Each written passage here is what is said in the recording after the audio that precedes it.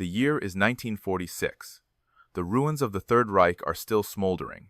In a detention camp for high-ranking German officers, British military historian B.H. Liddell Hart sits across from the men who once commanded Hitler's armies. He asks a simple question, expecting a technical answer about logistics, air power, or industrial capacity. What would have beaten you faster?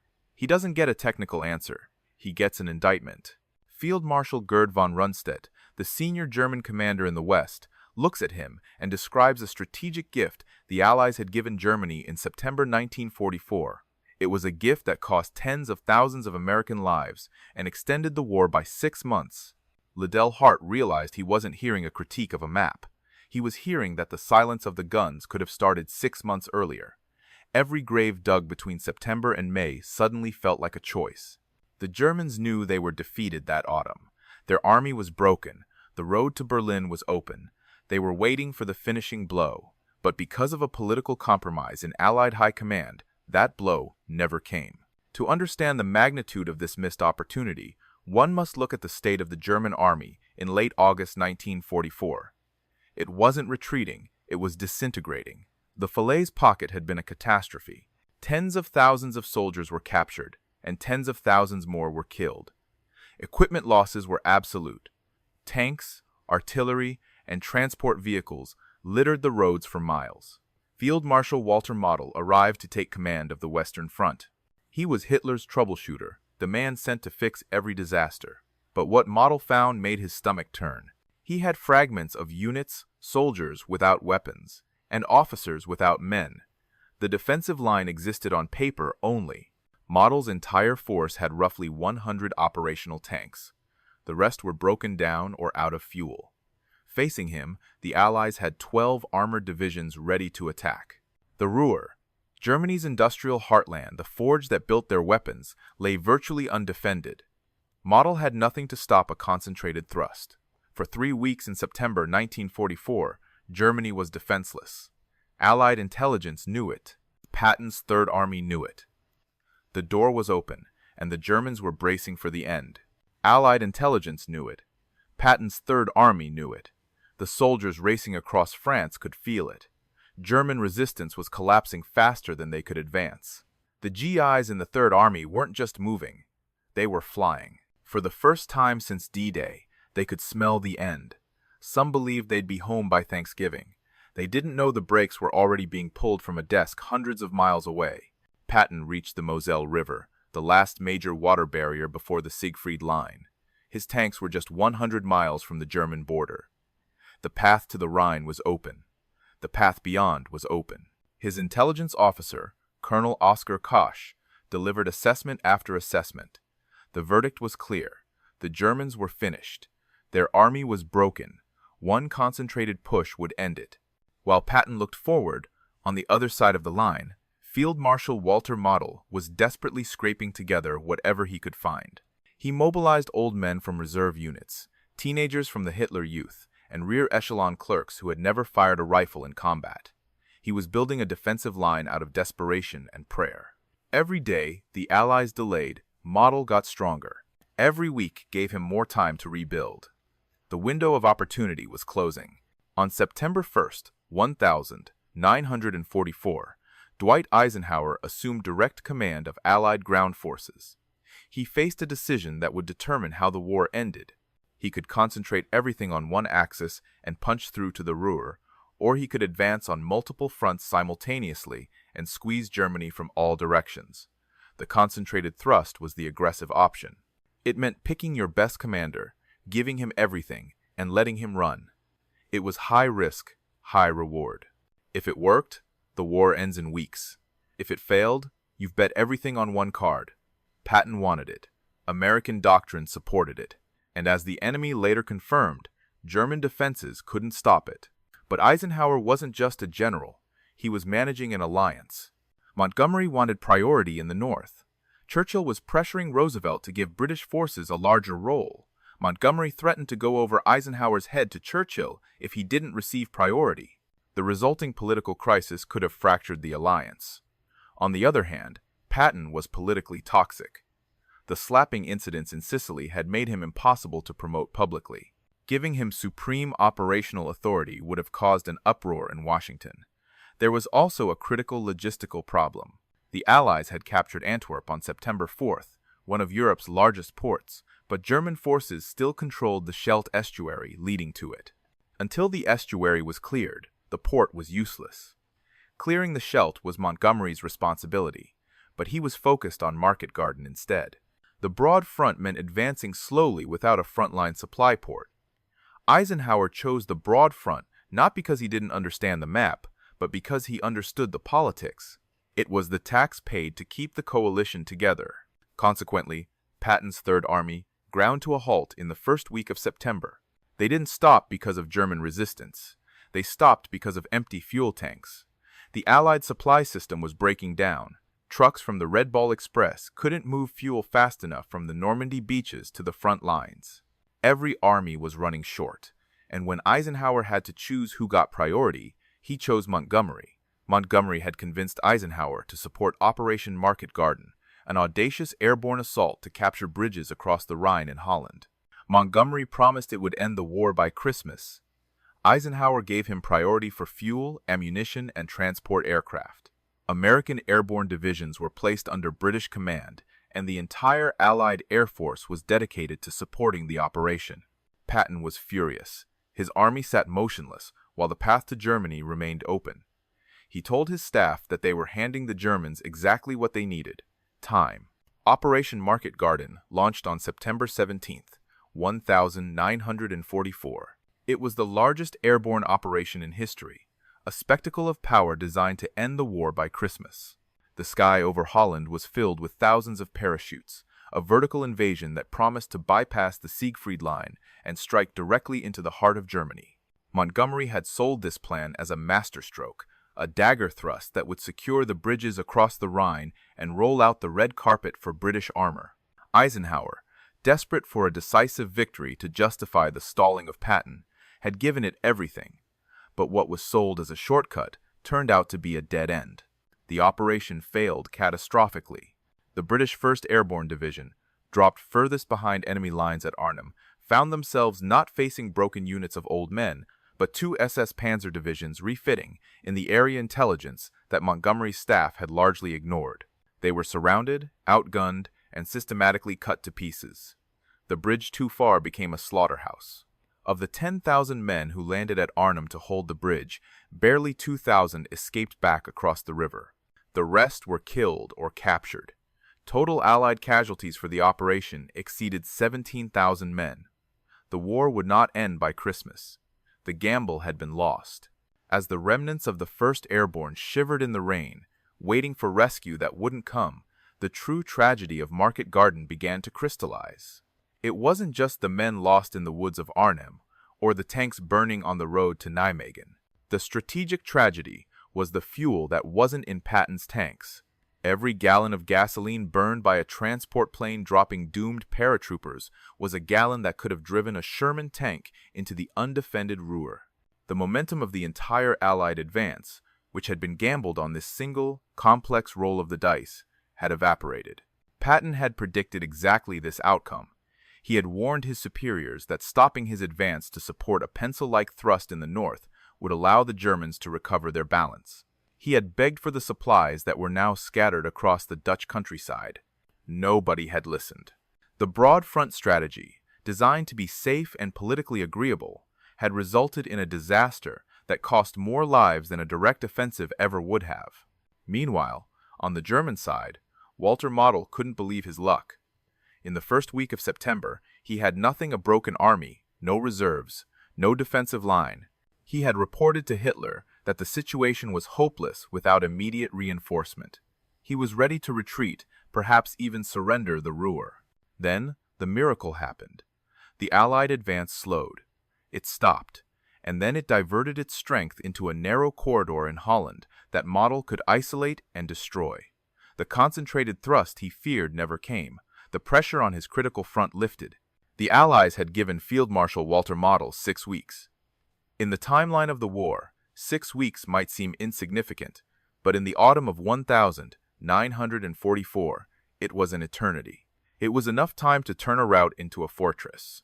While Eisenhower managed coalitions and Montgomery stared at the wreckage of his airborne dream, Model worked with the frantic energy of a man who had seen his own execution cancelled. He pulled units from quiet sectors in Norway and Denmark. He emptied the factories of the Ruhr, putting rifles in the hands of machinists and coal miners. He activated every reserve formation in Germany, no matter how ragtag. Day by day, the West Wall, what the Allies called the Siegfried Line, came back to life. The bunkers that had been empty in September were now manned. The anti-tank ditches that had been overgrown with grass were cleared and deepened. The roads that had been open highways for Patton's tanks were now sown with millions of mines. By late September, Model had a defensive line. By October, he had reserves. By November, he was already planning a counteroffensive. The miracle of the West was not a German achievement. It was an Allied donation. Model knew exactly why he was still fighting. The enemy had spread their forces across a broad front instead of concentrating for a killing blow. It was a strategic gift.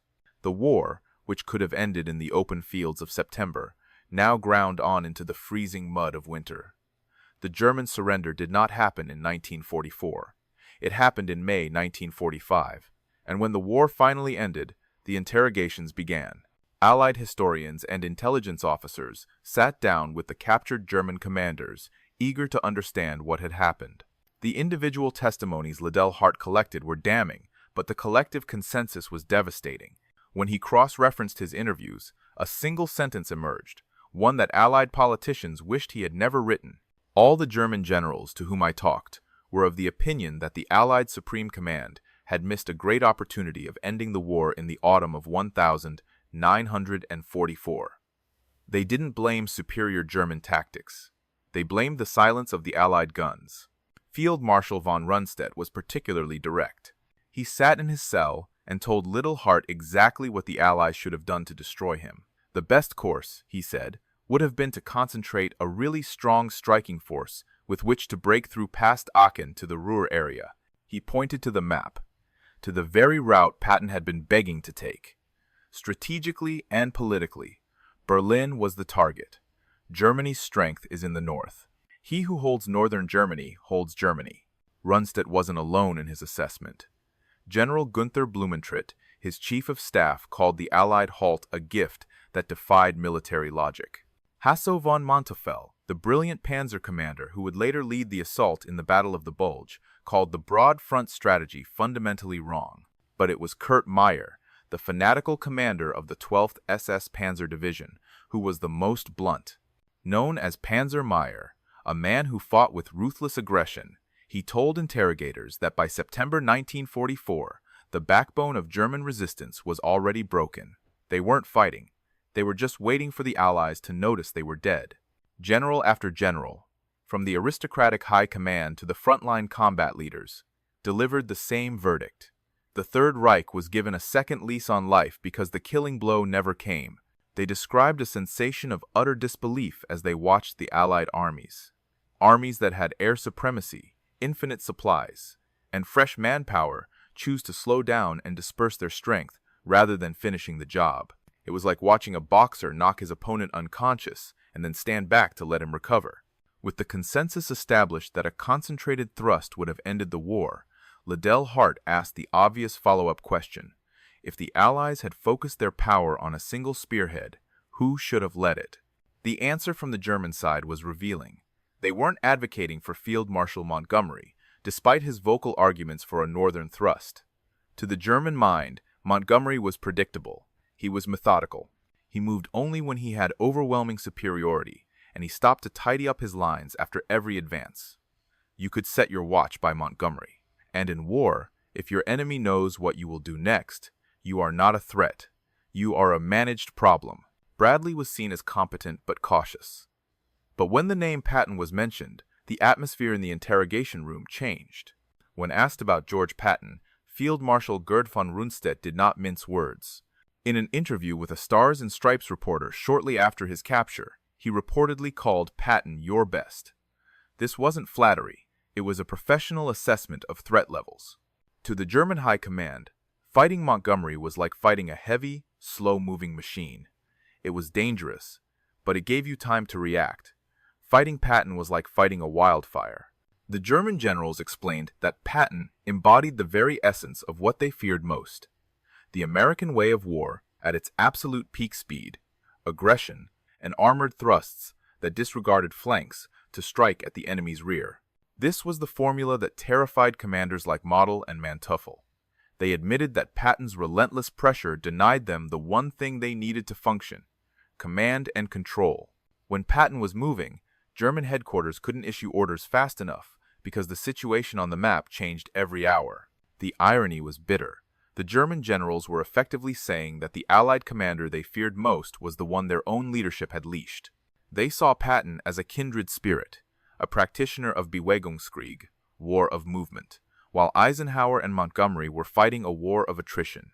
He was the one man, Blumentritt noted, who dared to exploit a success to the bitter end. But that exploitation was exactly what coalition politics had suppressed. Patton had been right all along. He had argued in the command tents of France that the Germans were breaking, that a single push would shatter them. He was dismissed as reckless. But now, in the cold light of 1946, the enemy confirmed his thesis. The men who had been tasked with stopping him admitted they couldn't have done it. The halt order didn't just save fuel, it saved the Wehrmacht. Once the September window closed, the nature of the war changed instantly. The fluid, rapid advances of summer were replaced by a grinding, static horror. The Allies now faced months of fighting that German generals insisted was unnecessary. The war moved from the open roads into the dark, frozen killing grounds of the borderlands. And nowhere was this tragedy more evident than in the Hürtgen Forest. The Battle of Hürtgen Forest stands as the bloody monument to the opportunity lost in September. It was a place where American advantages, air power, mobility, and armor were rendered useless by dense, dark pine woods. American forces spent 3 grueling months fighting through this terrain for ground that, strategically, could have been completely bypassed. It became one of the longest and bloodiest battles of the European theater, a meat grinder that chewed up division after division. While the generals at Supreme Headquarters debated coalition harmony and supply allocation, 19-year-old boys were rotting in frozen foxholes in the Hürtgen.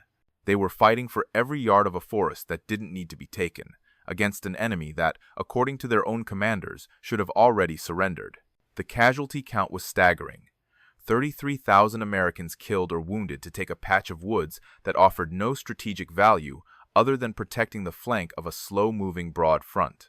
The Siegfried Line, which stood open and unmanned in September, now had to be taken by bloody frontal assault. The pillboxes were active. The overlapping fields of fire were deadly.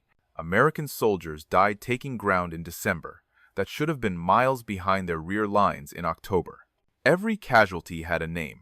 Every death produced a telegram sent to a family back home, a notification that arrived only because the war had gone into overtime. German generals interviewed in comfortable captivity years later explained that it didn't have to happen this way. They looked at the maps of the Hürtgen campaign with professional bewilderment. They saw an enemy engaging in a war of attrition that favored the defender, voluntarily giving up the advantage of maneuver. They watched as the American army bled itself white in the forest, buying time for the Third Reich to prepare its final surprise. Because while the Americans were fixated on the trees of the Hürtgen, they missed what was gathering in the snow of the Ardennes. The broad front strategy had not only slowed the advance, it had spread the Allied line thin, and in one specific sector, the line was dangerously weak. The ghost of the German army, which had been resurrected during the quiet months of autumn, was about to strike back. On December 16, 1944, the bill for the broad front strategy finally came due. The quiet, snow-covered Ardennes sector, which Allied intelligence had dismissed as a ghost front, suddenly erupted. The German army, which was supposed to be broken, launched its last great offensive of the war. They achieved complete surprise. The attack succeeded initially, not because of superior German numbers, but because Eisenhower's strategy had left defensive positions dangerously thin. There were no strategic reserves where they were needed. The American lines were shattered in hours. The Battle of the Bulge became the bloodiest battle fought by American forces in World War II. In 6 weeks of freezing combat, the U.S. Army suffered over 80,000 casualties, including 19,000 dead. The 106th Infantry Division, positioned in the path of the German onslaught, was encircled and forced to surrender over 7,000 men, the largest mass surrender of American troops in the European theater. This disaster was the direct result of the safety Eisenhower had purchased in September. This was the offensive that Walter Model had spent the autumn preparing. This was what the 6 weeks of September and October had bought Germany. Time to rebuild, time to plan, time to launch one final, desperate attack. German generals interrogated after the war didn't claim the Bulge would have succeeded indefinitely. They knew the war was lost. But they acknowledged that the offensive was only possible because the broad front gave them the breathing room to organize it. A concentrated Allied thrust in September would have forced a German surrender before any counteroffensive could even be drafted on a map. Every handshake that kept a general happy meant the front line moved a little slower. The casualty lists grew a little longer. The Germans understood coalition politics better than the Allies realized.